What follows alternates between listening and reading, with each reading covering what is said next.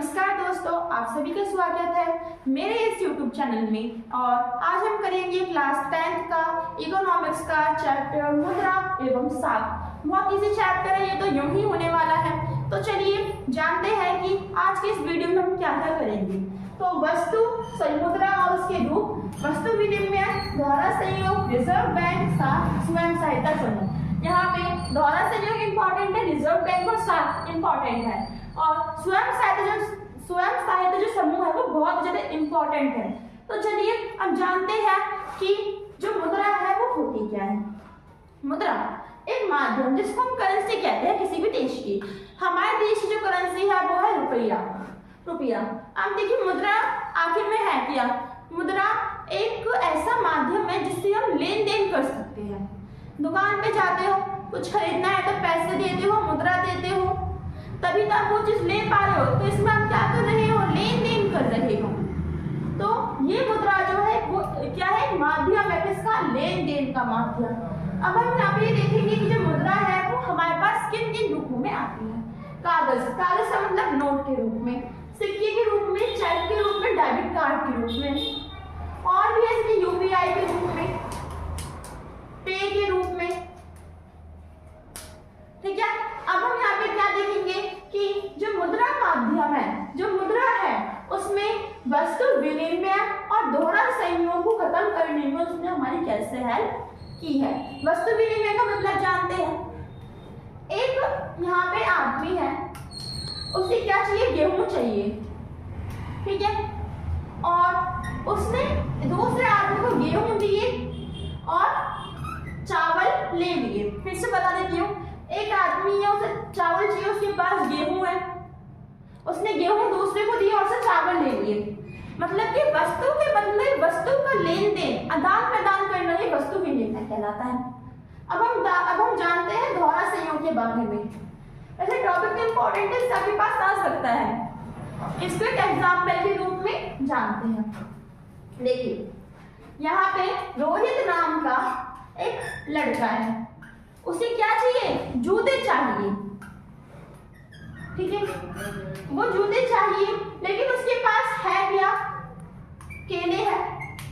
अब ये जो रोहित है, अब उसे किसी ऐसे ही आदमी के पास जाना पड़ेगा जिसके पास क्या होंगे, जिसे जूते देने हैं और केले लेने हैं। मतलब कि अब अगर हमें किसी भी चीज का आदान प्रदान करना है, अगर हमें किसी भी चीज को किसी और को देना है, तो हमें ऐसे ही बंदे के पास जाना है जिसके पास जिसके पास जो हमें चीज चाहिए वो उसके पास हो, ठीक है, और जो हमारे पास हो वो उसे चाहिए। जैसे कि अब जो रोहित है, किससे मिला, देव से मिला।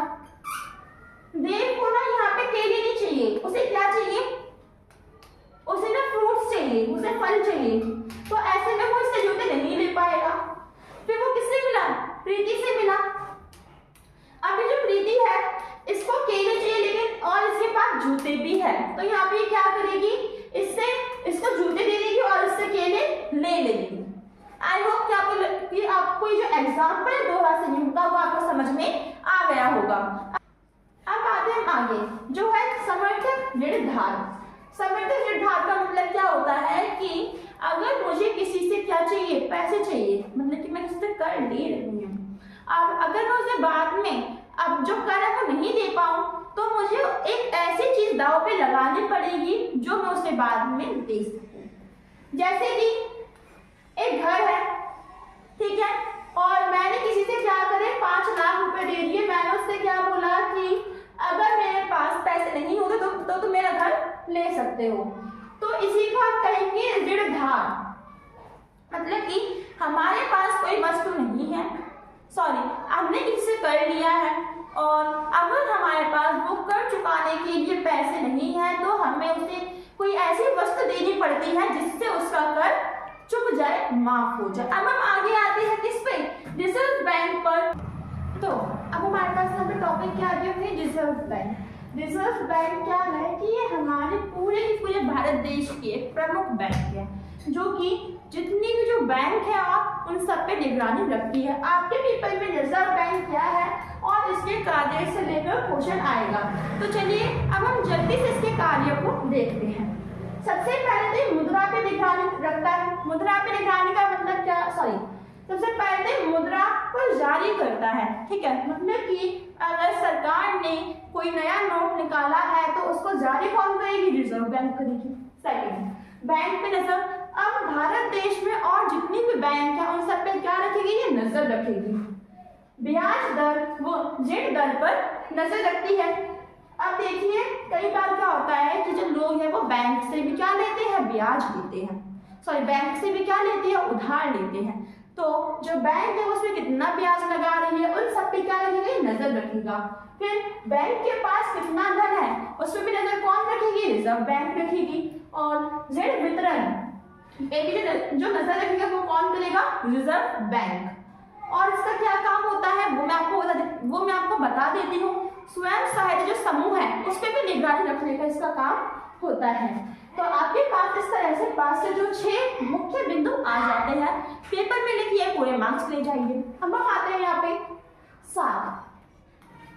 साख है क्या, साख एक समझौता है। अगर मैं बोलूं तो समझौते का मतलब ये होता है कि ऋणकर्ता और ऋणकारी पे क्या करना, एक दूसरे में इनके बीच समझौता होना। मतलब कि अगर मैं आपसे उधार ले रही हूँ तो देखिए सबसे पहले तो ये समझते हैं कि जो उधार ले रहा है वो से हम कहते हैं उधारकारी, फिर ऋणकारी, और जो उधार दे रहा है उसे कहते हैं उधारदाता या फिर ऋणदाता, ठीक है। तो दोनों के बीच एक समझौता होता है जिसमें जो ऋणकारी है वो से आश्वासन देता है कि आने वाले समय में मैं तुम्हें तुम्हारा धन ब्याज सहित वापस करूंगा।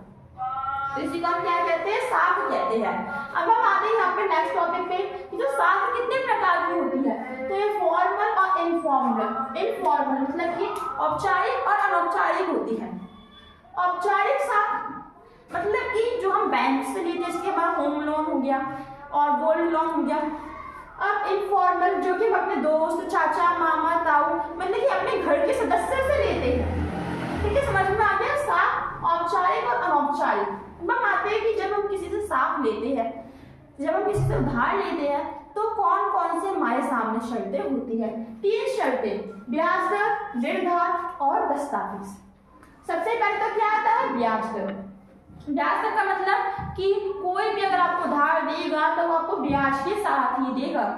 सेकंड, ऋण धार। मैंने आपको पहले बताया था कि अगर कोई आपसे उधार ले रहा है तो उसके पास भी एक वस्तु भी ऐसी होनी चाहिए जिसके तहत वो आपको वापस धन ना देने पर वो वस्तु दे सके, ठीक है। फिर दस्तावेज होने चाहिए। अगर आपको बैंक से लोन लेना है तो आपके पास ये जो डॉक्यूमेंट्स है ना वो होने चाहिए। तो साथ 2 प्रकार की, फॉर्मल और इनफॉर्मल। क्या है ये, समझौता है। समझौता किसके बीच, ऋणकारी और ऋणदाता के बीच। फिर इसकी 3 शर्तें होती हैं, ब्याज, ऋणाधार। ऋणाधार का मतलब क्या होता है, मैंने आपको बताया था कि अगर हम धन ना दे पाए तो उसके बदले कोई वस्तु देना। और दस्तावेज।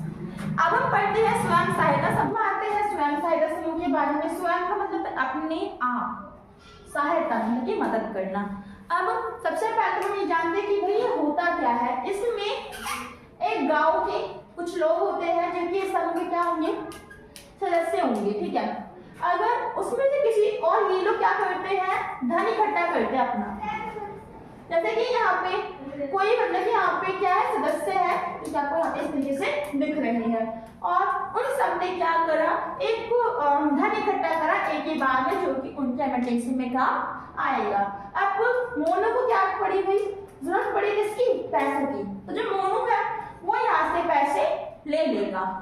समझ में आया कि आखिर में ये होता क्या है, मतलब कि एक ही समूह के जो सदस्य है वो धन एकत्र करेंगे, फिर अगर किसी को बाद में जरूरत पड़ेगी तो वो उसमें से कुछ धन ले सकता है। अब हम आते हैं कि जो स्वयं सहायता है ये गरीबों और महिलाओं के लिए होता है, और ये मेनली ना जो महिलाएं है ना उनके लिए ही होता है। अब हम आते हैं कि इसके भाई काम क्या होते हैं, तो ये ऋणाभार के बिना कर देता है। ऋणाभार मैंने आपको बता चुका है कि वस्तु के बिना कर देना। सामाजिक मुद्दों को हल करता है भाई, बहुत ज्यादा कम ब्याज पे कर देता है।